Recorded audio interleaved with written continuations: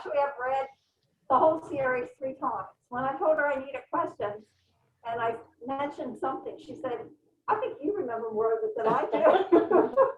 So that's where we are. And then she said, hi, Kathleen, I'm really sorry, but I can't find those questions.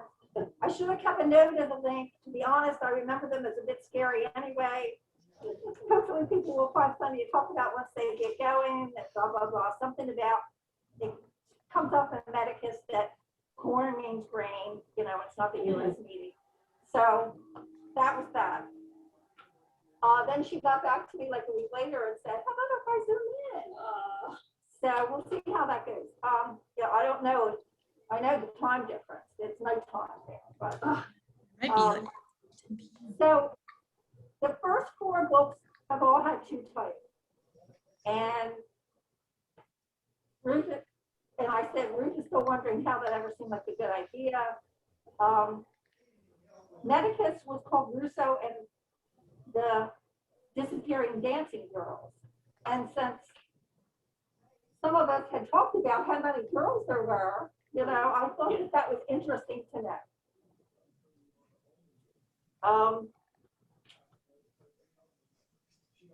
Okay, my first question, I guess, is real basic. What is Medicus? What does Medicus mean? What do you think? It does, it does. Medic, surgeon, physician, something like that. And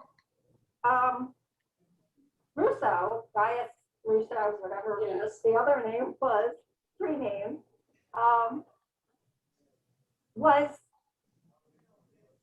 had trained as a surgeon. His uncle was a surgeon, and that's how they did it then. And did that. He was from Gaul, the southern part of Gaul, and was married, and the marriage didn't go too well. And his father died. His stepmother ran up a whole lot of money, and his brother was in charge of the family farm in Gaul. So he was the oldest, so he had to help support the family. So he enlisted in the Roman army as an officer to be a medic. And that's how this all started. So that's the background.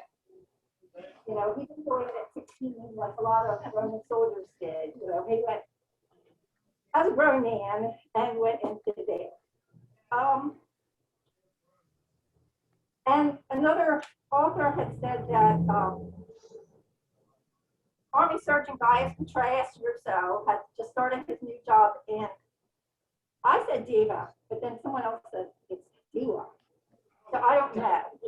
Modern Chester in the damp, dismal, and distant province of Britannia.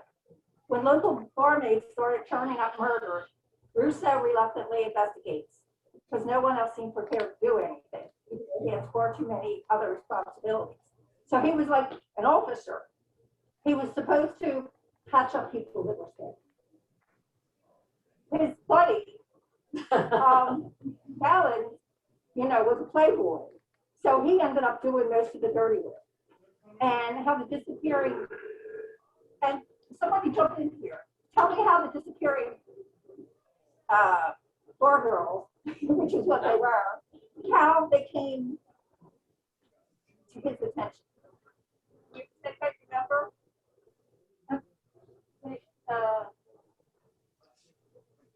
Dead girl they found in the river.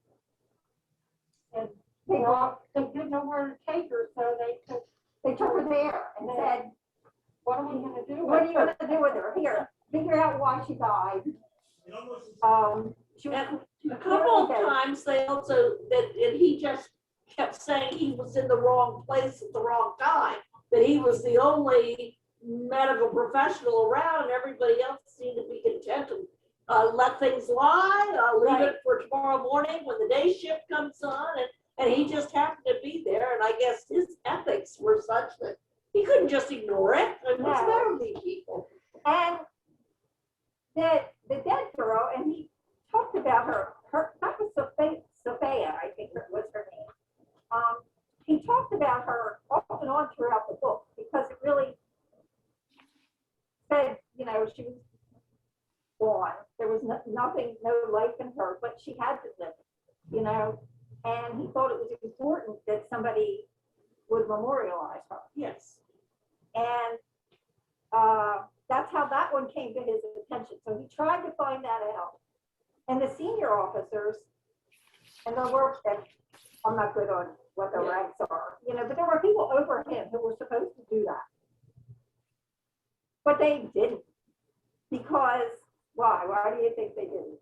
The senior officers at the hospital? No, Or the part of the senior police officer force? at the hospital was on leave. Yeah, well, yeah, so some sub was there that really could only wanted to make trouble for the doctor. He really didn't Right. care about the issues. as And much as- when the sub left, he locked it. I mean, when the boss of the hospital left, he locked everything. So they didn't have any supplies, or they didn't have a lot of supplies.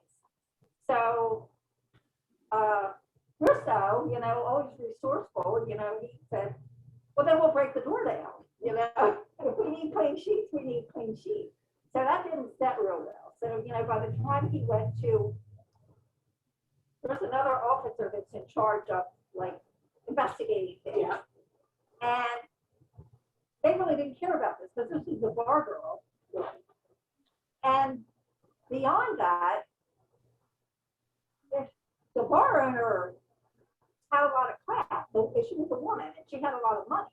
And this was a bar that Russo frequented, right? Well, they So- all frequented, and And so he just kept finding that there were all kinds of layers that he was unaware of as being just a casual customer. right, But he wasn't really on a first name basis with the murder girls. He just sort no, of he had kept never, delving into, he had never met either of the right. girls. For one thing, he had just gotten there to, you know, a hospital that had locked doors with casualties coming in all the time.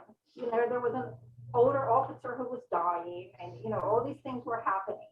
And Valens, his friend, had said, "Oh yeah, we have this nice place to stay. Come on up and, you know, serve with me." Well, he said there wasn't anything to eat that the mice hadn't already eaten, and you know, it was a dreadful place. And two of the men who worked for the owner of the bar, where the dancing girls were retired Roman soldiers. Mhm. They were pensioners. So, like, he had something in common with them.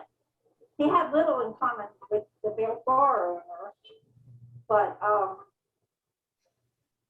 so there were ties back and forth. And he wanted to find out, you know, that this girl who died, who had her hair cut off, you know, what happened here? Well, there was all kinds of stories that went around. Well, she ran off with a soldier, or she was going to go back wherever she was from. And she was the girlfriend of, what, one of No, the. that was the second one. Oh, okay, I got to mix it. It was a little complicated. I had a little It trouble was following complicated. the relationships. That's why I said that the story, you know, and the dancing girls was really pretty good because, you know, disappearing dancing girls, because they were, you know, they were kind of casual. Flamboyant.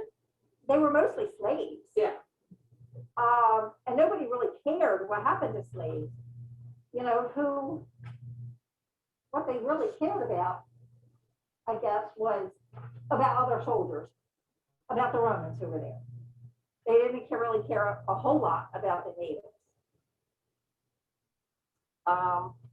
Anyone else?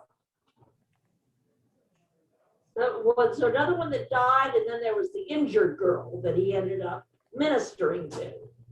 Tilla. Well, there was the girl who found the burn. Yeah, well, that was the second one.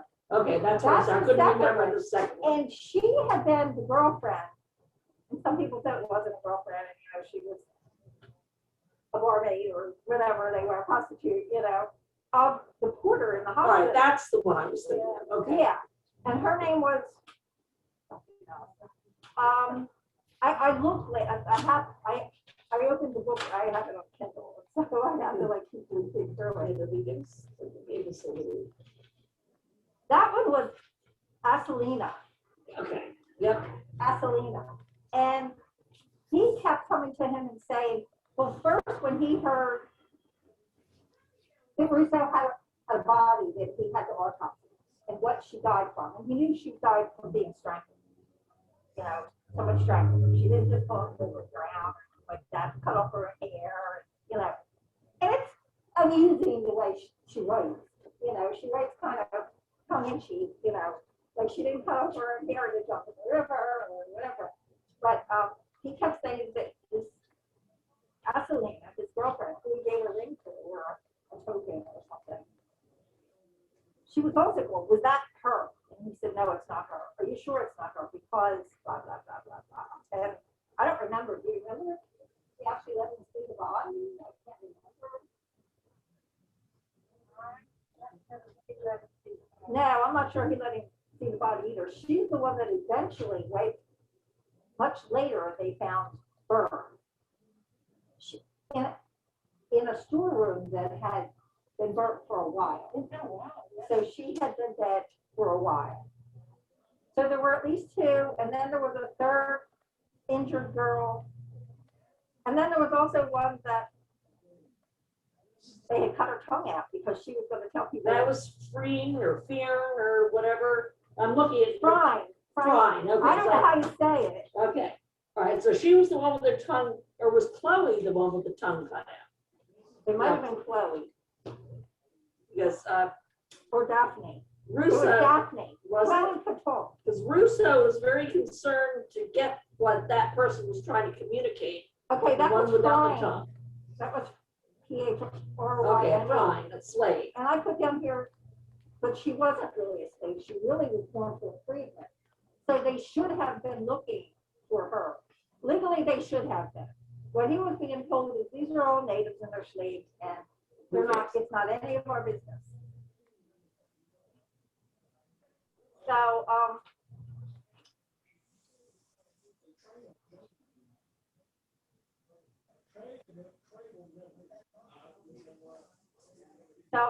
my other question was, why was he in David?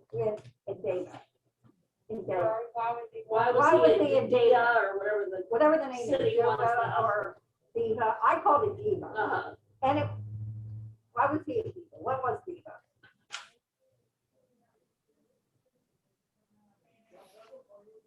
Well, it says it was Diva Victrix.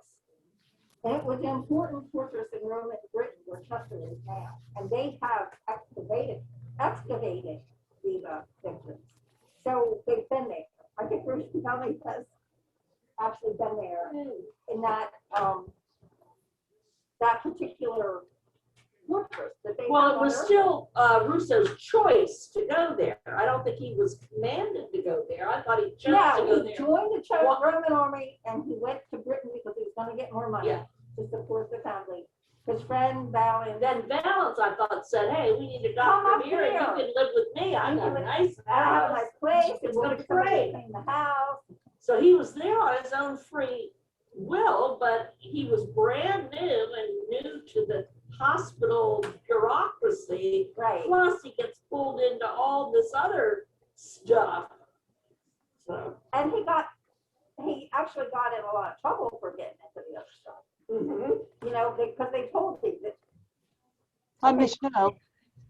Downie, how are you? Welcome to our book club. Thank you. Hello. Sorry, it's taken me a while to get in. I didn't have the passcode and I just happened to check the email, so I'm sorry about the abrupt email back, but I was like, I'll try to type everything on my cell phone, use it as a hotspot. So, but welcome. Thank you so much for joining us. Well, it's lovely to join you. Here we are. This is Kathleen. Here I am. Oh, hi, Kathleen. It's nice to see you at last. You too. Yes, see, there you go. Now, first, what we were discussing, we want to know how to pronounce D-E-V-A. Diva. Is it Diva? Well, there's a debate about this. Some people call it Diva and some people call it Diva. I think most people just use the V. If you were a Roman, you'd call it with the W. Okay. But we don't. Well, we were just saying that if you came, we were hoping you would tell us about the fortress, right? Yes, and the hierarchy. And the hierarchy, and how he came, how Russo came to be there. Did he say, I want to go there, or? I think what it was, I think Valens was there originally, and Valens told him how marvelous it would be to come and work in Britannia.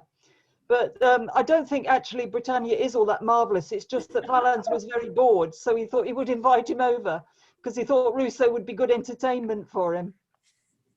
I think the thing is with Britannia at that time, it was right out on the edge of the empire, so it was deemed to be very uncivilized and full of barbarians, and it rained all the time, and it wasn't, you might go there to make your name, but you wouldn't expect to live there forever. You would expect to go there and do something glorious and then go home again. I'm so happy you're here. Thank you so much. Well, it's lovely. I've never been to North Carolina before. Well, now you've been here. Yeah, I've seen you now. I've been to Virginia. Our son used to live in Virginia. Oh, really? Well, this is like only 45 minutes below like Norfolk or Virginia Beach. Oh, yeah. Mm. Yes, he said he's been to the Outer Banks on holiday. Yes, Yes. yes. And us too, all of us. That's so nice. So, tell us what you think we need to know. Sorry? Tell us about Diva, Victress. Did you actually, is that one of the places you helped excavate? And you went on I've never excavated there. No, I've never excavated a Roman fort. I've excavated a Roman villa. Oh, But, okay. the forts are all further north. But if you go to, it's Chester. It's the Roman. It's the modern town of Chester. And if you go there today, or even if you look at a street plan on Google, the middle of the city is still exactly the same shape as the Roman fort, because it's built. It was built to fit round the Roman walls. So it is more or less, you can walk up the street and you're walking up the street of the Roman fort. So That's it's, so neat. yeah. Is it near like Liverpool? Yeah, it's a bit further. It's just southwest of Liverpool. Yeah, it's not very far.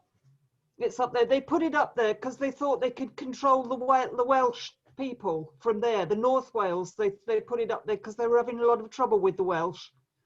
So they thought if they put a big fort on the doorstep, it would persuade the Welsh to behave. So it was like right at the top of the Welsh, what they call the Welsh marches.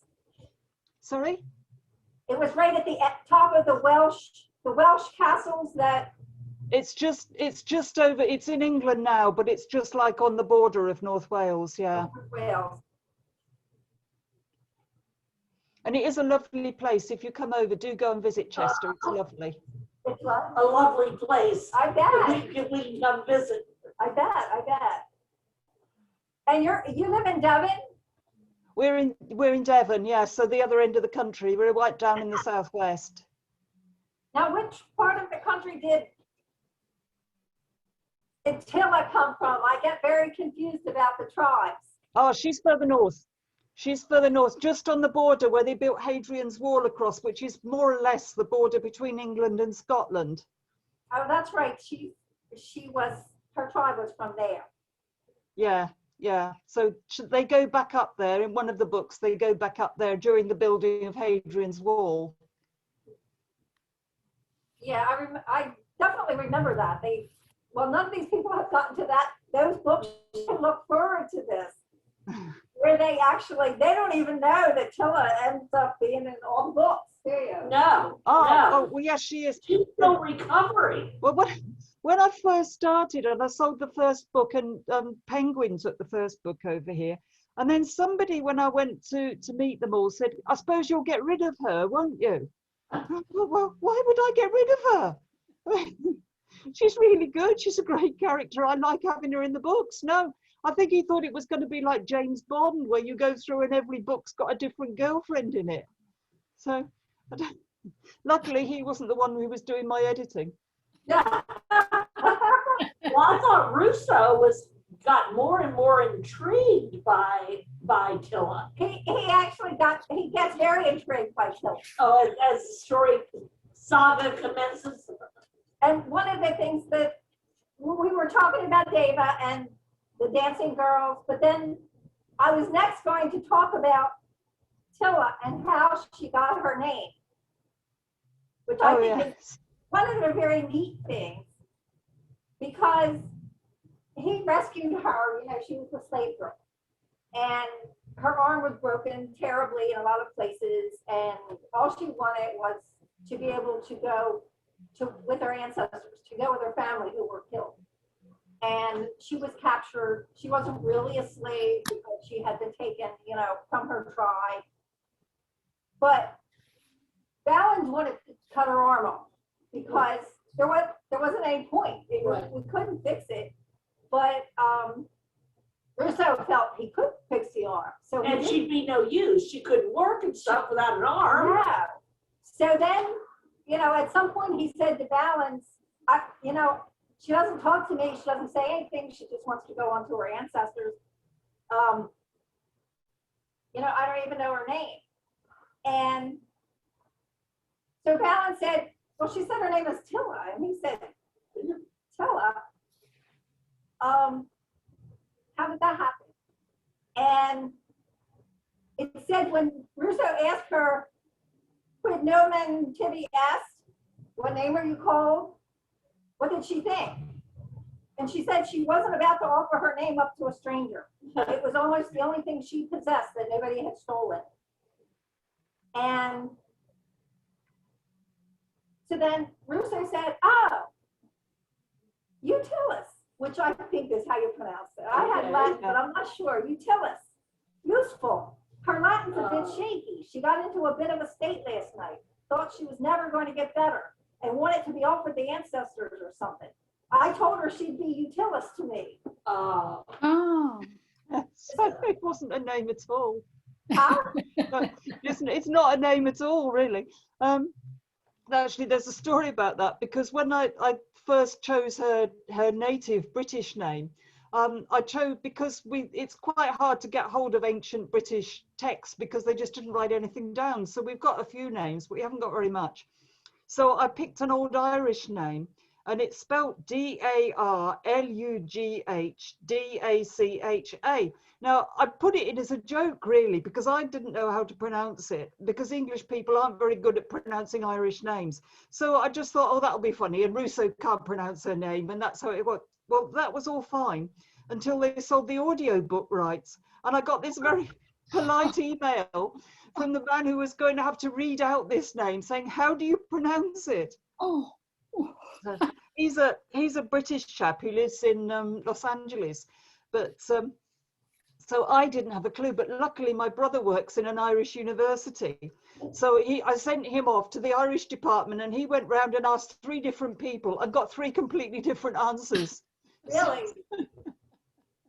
So we just took a guess in the end. Oh, that's funny. We're good. We're good. But these aren't the things you think of. It never occurred to me that anybody would actually need to know how to pronounce this name. Right. I know. I thought that was one of the more fascinating things. That, you know, that she obviously liked him way back when.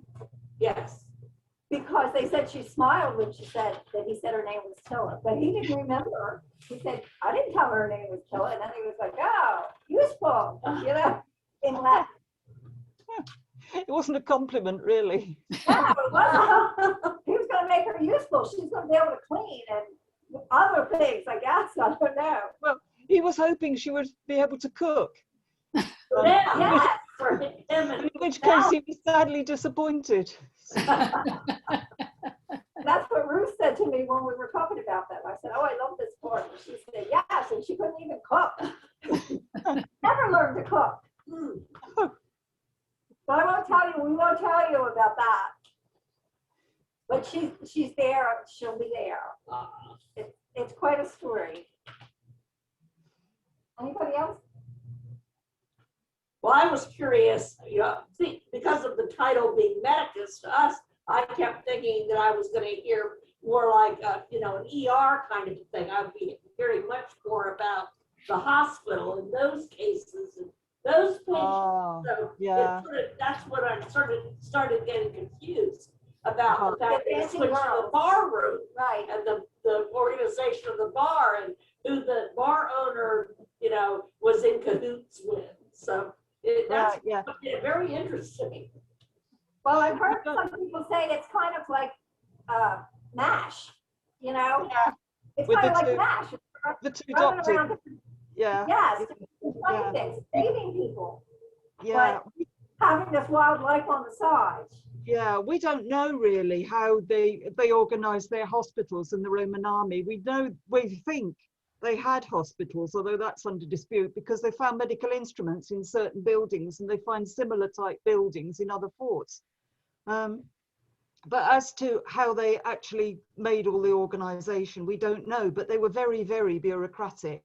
So I'm sure they would have had some sort of a hierarchical system for organizing the doctors. And it's possible, and I've latched onto this for Medicus because it's useful to be able to get in and out of the army, that the doctors were on short-term contracts. The proper doctors, the first aid and the guys who worked on the wards would have been trained up ordinary soldiers, but it's possible that the highly qualified surgeons didn't do their full 25 years in the army. But I don't know if you'll be able to see them, I have got some replica Roman medical instruments, which I've polished specially for the occasion. That's a scalpel, which I think probably, if it was sharp, you could still use as a scalpel. We'll come up one at a time. Yeah. Okay. And when they found them, they're beautifully made. They're very, That's a big scalpel. They are it looks beautiful. bigger They're than it is. beautiful. You see, my hand's quite big as well with it. Yeah. But they are beautifully made and they would be quite good as precision instruments. They were very, very good at surgery. Wow. It's absolutely amazing. That's a clamp where you clamp whatever it is in there and then you slide this up here and Oh, wow. they attached. Michelle, can you take a picture of that?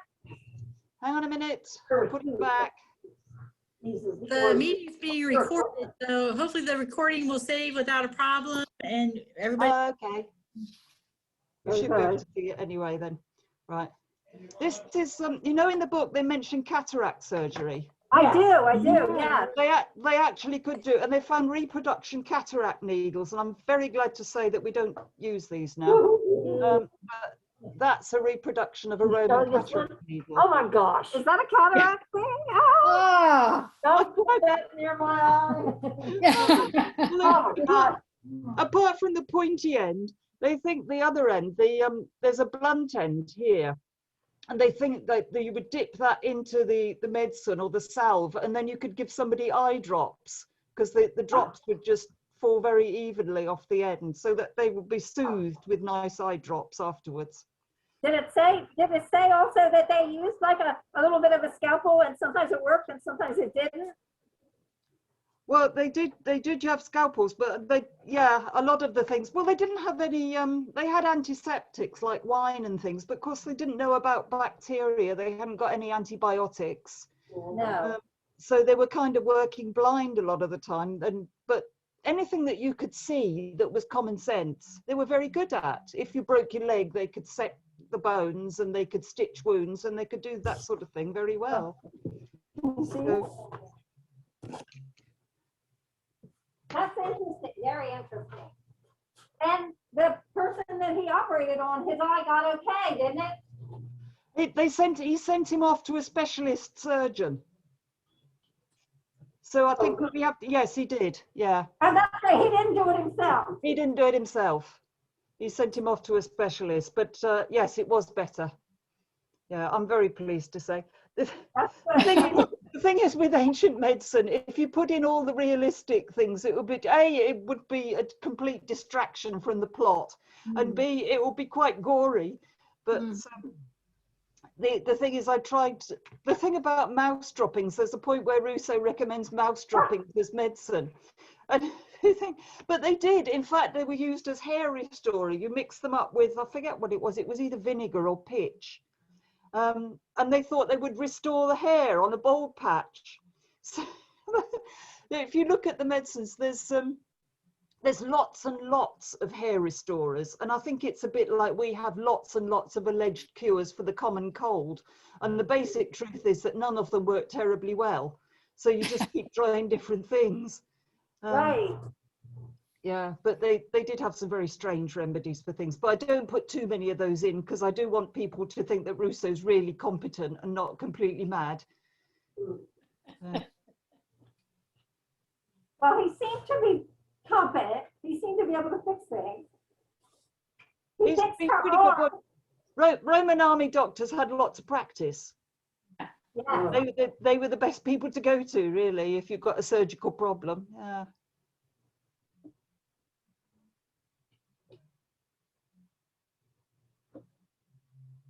But a lot of the background for the books I get from having excavated on a Roman villa, so that under the ground there, it was just a sheep farm, an ordinary sheep farm, and a couple of metal detectorists went across the field and found some Roman coins and some bits of Roman pottery. And they'd got an archaeologist in the village. So they went and had a word with him, and he went up and had a look. And fortunately, the farmer was very keen. So he let them onto land. And then half the village came in and joined a big team, and they excavated under the field. And they found what was left of a Roman villa, not a very big villa, but it had got a bathhouse that had still got the walls standing to several feet high. And it's still got, you know, the Roman bathhouses had underfloor heating, and they're built up on stacks of tiles to hold the floor up, and then they put the heating in under it. Well, all these stacks of tiles were still there under the ground, just under the sheep farm. And further down the hill, they found another bathhouse, and the stacks of tiles were still there for that one as well. So although it's getting on for 2,000 years ago, it's when you pick things up that people have touched that are that old, and you've sort of walked on the floors that they walked on, they become very real. And you pick up pieces of old pottery, and there's somebody's thumbprint in the clay on the pot. Yeah. And you think these were real people. They had real lives, and they've all been forgotten. We don't know who lived in this villa. So I think part of the fun of writing fiction is that you can try and fill in the gaps. That's true. That's true. And I think, well, since I've read your books, the whole series 3 times, I think you've done a wonderful job. Thank you. I think you probably know them better than I do now, because the early ones have kind of disappeared from my mind. I had Latin in high school. Everybody didn't have Latin in high school, you know, but our high school had Latin. My sister actually majored in college, and she won the National Latin Award. Oh, wow. And she at Douglas, at Rutgers University, in Latin and classics. But anyway, I muddled through Latin, through 3.5 years of Latin, and hated it. But you know what? I can pick up all this stuff. And what I realize is, I think that anybody who has a lot of your English, you know, in their DNA, we have Romans in us, I think, you know, because a lot of them stayed there and had children and everything. And the other thing is the Latin, the Romans left so much history for us to know what was happening then. So much history that I think it's just fascinating. And I think this book sheds lights on that. I really enjoyed it. I can't wait to read the rest of the books in the series. Oh, thank you. Yeah. Go Have you got ahead. them in the library, Michelle? Do you need some copies? So far, the only one I have been able to put into the collection is Medicus, but I'm planning on purchasing the rest of the series because I enjoyed it a lot and I can't wait to read them. Oh, thank you. But I'll see if I can get some sent across if that's useful. Oh my goodness, that would be amazing. Right, I'll see what I can find. Hold on. The address of the library's on the website, isn't it? Yes, ma'am. Yeah. Or I can give it to you, whatever. Right. Well, Sorry. I'm curious about Rousseau's background, because it seems that lineage is descendants are very important in Roman society. So I sort of wondered what was Medicus's background beyond just splitting up. You know, he's the money maker, his brother runs the farm. Well, as you read this series, it does talk about that. I mean, they were from Southern Gaul, but they were Roman citizens. And I think, I don't know, I vaguely remember that his mother was from Rome. His mother's Greek, but I think she probably comes from Marseille in the south of France, which was a Greek city. I had to give them some Greek in the family because lots of Roman doctors were Greek, and if neither Rousseau nor Valens were Greek, people would be asking questions. So I kept inventing this Greek uncle and putting him in the books. And then the editor kept looking at the Greek uncle and saying, but he's got absolutely nothing to do with the plot. You can take him out. So we had a bit of a tussle, but I did get him in there in the end. And he's the one that trained him. Yeah. He studied under, or his uncle kind of took him away. And he was the older son, but because he was trained as a surgeon, he wasn't going to be the one to run the farm. No, well, he's absolutely useless as a farmer. Yes.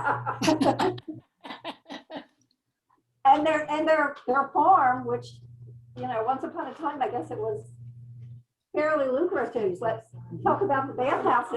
They're kind of afraid to go into the bathhouse in later years because they're afraid it's going to blow up or melt, because everything is patched together on the farm. The father, they were wealthy, and then his father invested things in bad things, and his stepmother, because his mother died when he was young, his stepmother always remodeling everything. The father died and left them terribly in debt. So all these things will evolve later. Yeah. But the stepmother, the trouble is, was very keen on home improvements, and she knew everything there was to know about home improvements except how you pay for them. I think that was their problem, basically. So. And I think it was interesting that, you know, he was always like making donations to the god of medicine, you know, like, because they believed that was their belief system. Superstition, right? Yeah. You know, so please get me out of this, and I will send the money to my brother, and, you know, that kind of stuff, because they were very poor. And then later, and I don't want to tell anybody what happens later, but I mean, his brother had a lot of children. It's a wonderful series. Is Ruth, are you still writing new things? Because this is back in 2006. Yeah. Well, there's 8 books in the series, and there's a novella as well. I am supposedly writing book 9. It's not going terribly fast, I must say. Told me she was writing book 9, because I said, well, when is book 9 coming out? She said it's still being written. Well, the truth is, I've got a confession here, actually. I got halfway through, I got up to 50,000 words, and I suddenly realized that Rousseau didn't yet know that the murder had taken place, and they're supposed to be murder mysteries. So, though I'd put that at the beginning, there's a fundamental problem if you get halfway through your book and your sleuth hasn't yet realized that there's a murder taken place. So I had to stop and start all over again and cut a lot of the stuff that was earlier on. Oh, my goodness. Well, what were some of the things I see them on Twitter, because a lot of the authors banded together during this pandemic, and they put short stories on Twitter for people to read. And you had a couple, didn't you? I had one, yeah. It was 2 offshoot characters from the series. And we put some, I don't know if you've come across Ben Kane, he writes Roman military fiction. But he's a man full of a lot of ideas, and his latest idea was to, that we all write a book in series on Facebook. A short story on Facebook, and we put out installments every day. This is right back in April, earlier on in the lockdown. Well, this was all very well, but I hadn't realised. I mean, you probably know that Charles Dickens wrote a lot of his books in instalments so that they would come out in the journal, and then the next bit, and then you'd hold on. And he was still writing the end as people were reading the beginning. And the problem with that is that, especially with the crime book, if something doesn't quite tie up in the plot, when you're normally writing a book, you can go back and fix it. But if you've already published parts 1, 2, 3, and 4, and you want something in part 5 that you should have written back in part 1, it's too late. Yeah. You can't go back and fix it. So it was an interesting exercise, really. Yeah. But it's still up on the website if anybody wants to read it and hasn't read it. But you need to go on my website and look at the news bit. Sorry? On your Facebook, I don't have your Facebook page. I was on your Twitter follower. Yeah, I know we meet on Twitter, but it's just Ruth S. Downie, I think. Oh, I'll have to have a look. If you go onto the website, which is ruthdowney.com, Ruth Downey's all one word, then that's got the link to Facebook. Okay. Okay. But the easiest way to find it is actually on the website, and if you click on news at the top of the website, it's there in 4 different installments. Oh. Oh, Everybody great. to link to that. I know I've read 2 of them. They were very interesting. One is about Albinus, isn't it? Yeah. Yeah. When do you, Ruth, in your very busy schedule, find time to write? Well, this is a problem. Yes. The thing is, I mean, I don't know what it's like where you are at the moment, but we're locked down again at the moment, so there's nowhere to go and not a lot to do. Yeah. That's why we're sitting out here on the patio. Are you warm enough? Are you warm enough out there? I mean, I know the sun's out, but is it actually I am warm? warm enough, actually. Yeah, and I have a blanket. I do too, and I have extra socks. And Michelle, I didn't wear jeans. I wore actually a pair of slacks. Dressed up, right? I was so afraid it's going to be like 30 degrees and I'm going to die. Yeah. I know. I cannot wait until we can all meet in our program room, our brand new program room. We're not able to use it right now, but we did start this week till 4:30. So They have a youth program. So Okay. is the library actually open? Can people come in and borrow books? Yes, ma'am. We're open 10 to 4:30 Monday through Friday. So we've extended our hours very slightly, but at least it's a move in a good direction, hopefully.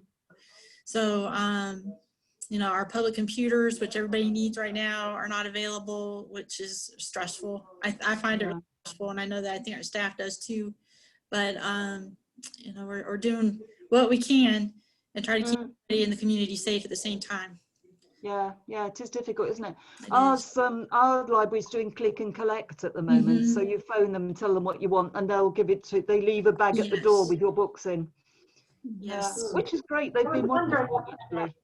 Right. They really have been marvelous.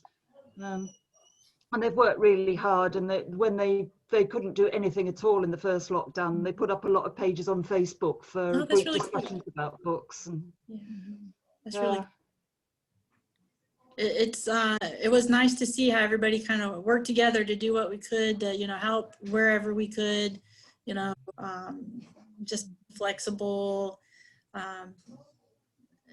just try to help each other, try to get through this difficult time. Yeah. And it's not like anything any of us has ever faced before, is it? Yeah. So true. But one of my friends who's a doctor, and I occasionally go to for advice about the books, has said for ages, why don't you give him an epidemic to deal with? And I think we've seen the answer to that now. It's because the epidemic or the pandemic is so completely overwhelming. Yeah. He really wouldn't have time to go around solving murder mysteries, would he? I mean, he would just be doctoring 24 hours a day. Yeah.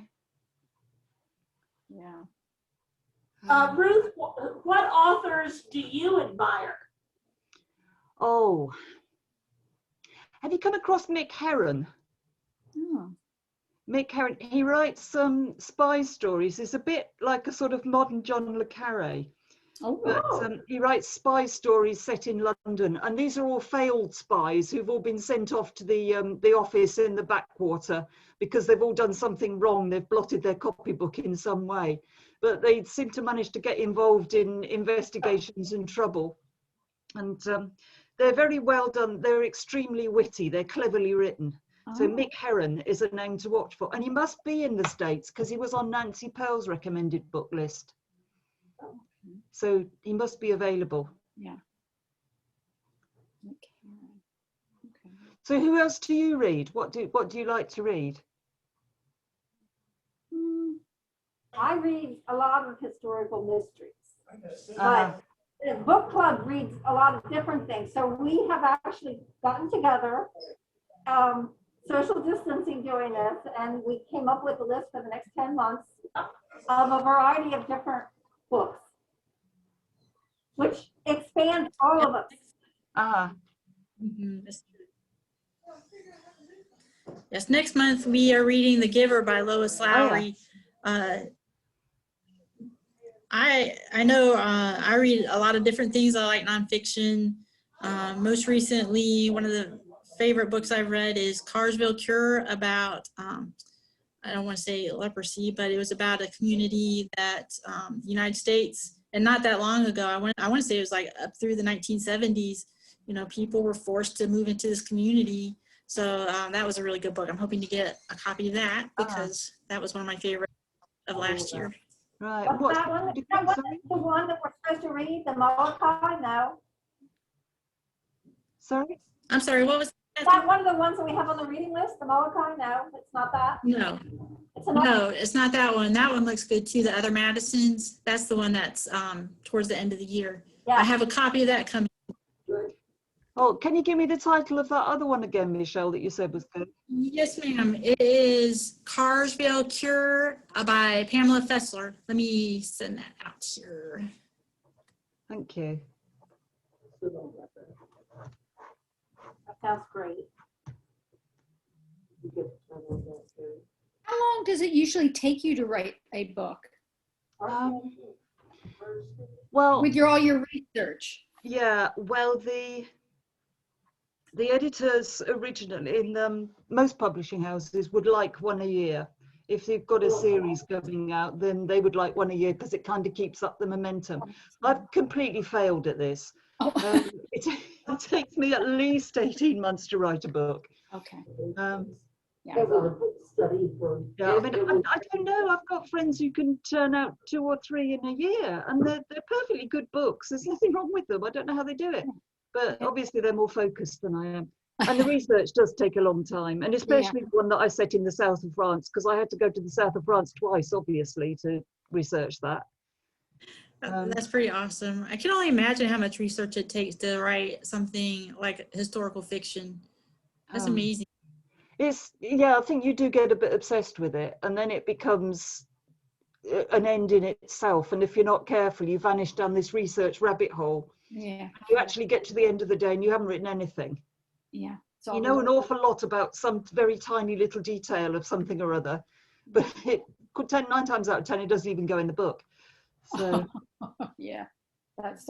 Did you always want to be a writer? no, not originally. No, I've always read. Yeah. I've always read. I think partly because when I was little, my father was a student, and we lived in a small flat in London, and the main room was the one with the heating in it. So obviously that was where everybody wanted to be in the evenings. And my dad was studying, so we had to be quiet. And the only way you could escape really was to sit there with a book. Yeah. And as you know, you can go anywhere once you've got a book. You got that. Yeah. Yeah.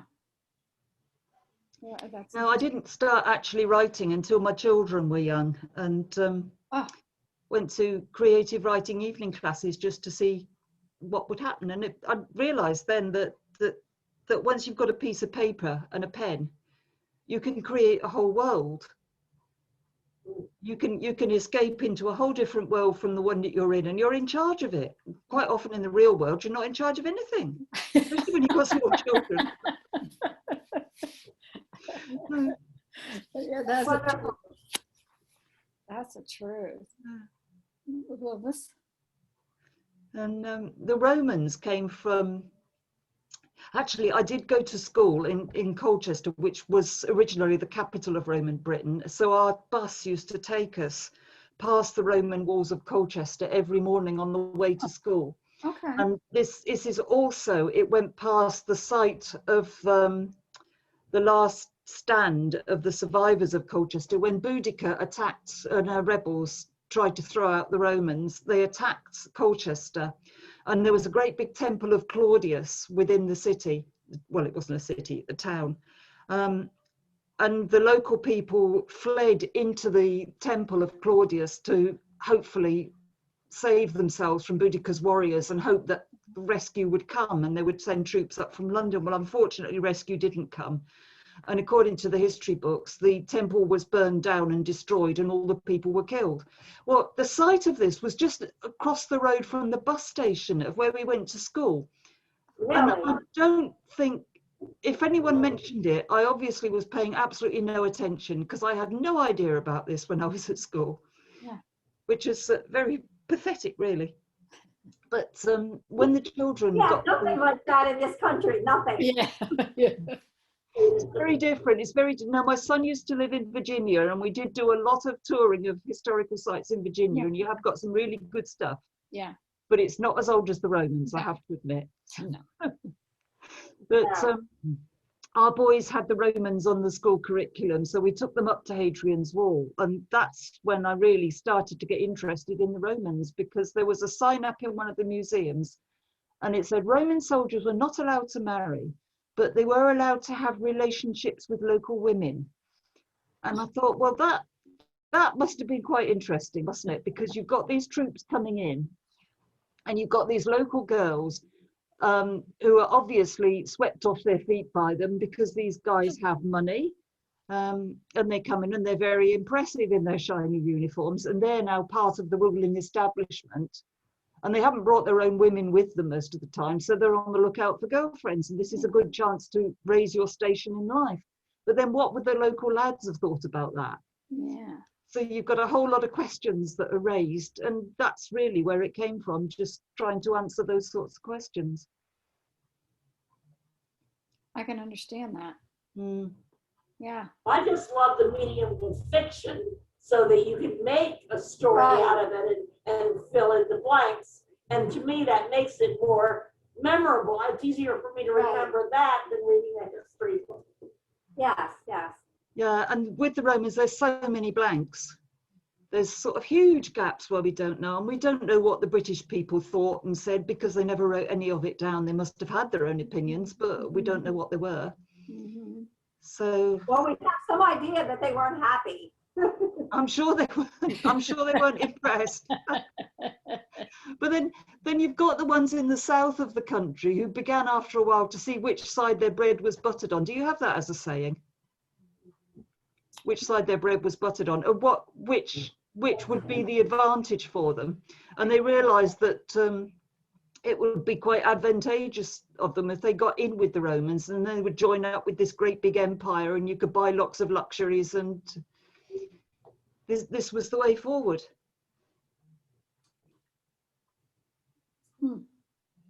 That's amazing. That's amazing to think that you went past, you know, And actually, I'm thinking about it. I suppose it would have been a similar arrangement in that, like, you have lots of different states which have their own sort of systems of governance. Mm-hmm. The British would have been similar, except there was no federal system over them. Well, they were all different tribes and they all had their own ways of going about things, and they didn't necessarily agree on what they would do when the Romans came. Okay. So it was very different to the way we imagined it, that England is governed now. Yeah. one of the short stories that you wrote or you collaborated with, it was a couple who her parents were happy that she married a soldier. I can't remember which one it was. It's not the one that I don't remember if you wrote it or. This is up north. This is the one with Simon Turney. Yeah. Up north, yes. Yeah. Yes. That one was interesting because her family was happy that she had, was married to this soldier. Yeah. Yeah, it's progress. But I tell you, one of the things actually that I thought when I heard this thing about Roman soldiers and British local women was that my parents' generation will tell about how impressed they were when the GIs came over here during the war, the Second World War. Yeah. And they came untrained on the beaches quite near us, because we've got a lot of great big wide sandy beaches that are similar to the beaches in Normandy. So they came and trained here ready for the invasion. And obviously the local girls were swept off their feet. The local kids very soon discovered that if you offered to do errands for these guys, they would pay you with chocolate. Well, the local kids hadn't seen chocolate in years, or possibly ever, some of them. So this was brilliant. And apparently if you said you'd got a big sister at home, they would give you a lift home on a Jeep. Ah. So, and that was just so good, it had to go in one of the books. Yeah. But having said that, I mean, there was a serious side to it, that somebody who was a child at the time was telling the stories of what happened when the troops were training over here. And he said one morning he woke up and everything was very quiet outside, and he couldn't understand it, because normally there was jeeps roaring up and down the lane and people shouting orders, and he looked out at the field and all the tents in the field had gone. And there was just the bare patches in the grass where they'd been pitched. And what he didn't know, because he wasn't old enough to understand, was that they'd gone off to join the D-Day invasions. Mhm. And there's still a memorial above one of the beaches just down the road from here, actually, to all the guys who came over here and trained and then went off to fight on the beaches. So it's quite moving, really. Yeah. Yeah, yeah. That's cool. Most of us have had, well, I actually had two great uncles who were killed invading Italy in World War Really? II. Yeah, on my father's side and my mother's side. Yeah. Well, it's still very much alive for people now, isn't it? Mhm. Yeah, I think so. it is. Mhm. Mhm.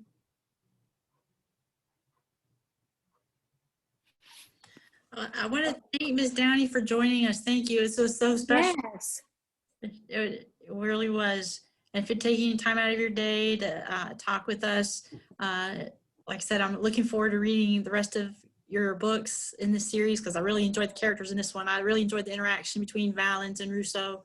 Oh, thank you. Valens was a character. So I'm looking forward to And reading those. yes, I can lend someone like books 2, 3, 4 in Kindle. Everything except 6 I can, and I can't do 1 because I lent it to Michelle already. I'll see if I can get some books across to you. And then you can put them in the library. Yeah, that would make them even more special. Yes, Yes, autograph it them, would. Yeah. please. Okay. Thank you so much. Thank Well, you. It was Oh, wonderful you. to hear. It was. It's It been really lovely was. to meet you. It's very exciting to go somewhere else outside the town where we live at the moment. Yeah. oh. Yeah. And that's what Ruth said when we were talking about the pandemic. She said, yes, but I've been able to Zoom all these places because you have to do something. Yeah. Yeah. Yeah. That's wonderful. Thank you so much. Yes. Thank you. Well, You Thank thank you and stay safe. You too. Thank you. care. Okay. Thank you. Thanks very much. Yeah, thank you. Take care. Bye. You too. Thank you. Bye. That was wonderful. Incredible. Oh, I love it. Oh, Glad I got to experience. Oh, You know, I'm not Mary, really I'm with it. glad you were here. that was neat.